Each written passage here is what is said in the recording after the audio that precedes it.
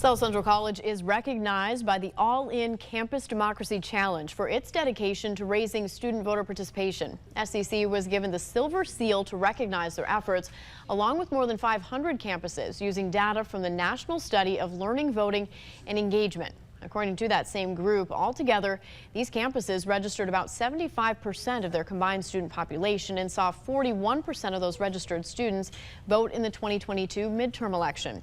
Students like Parker Smith are continuing this momentum and advocating for more student voters.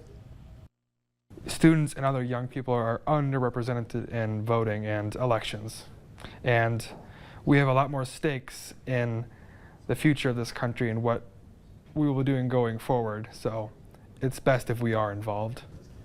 Smith helps educate his fellow students on how, when, and where they can vote, so they're prepared ahead of November 5th. For those interested in voting early, mail-in ballots can be mailed up until Election Day. For most locations, early in-person voting starts September 20th and ends November 4th. For more information on voting registration and polling locations, head to KUIC.com.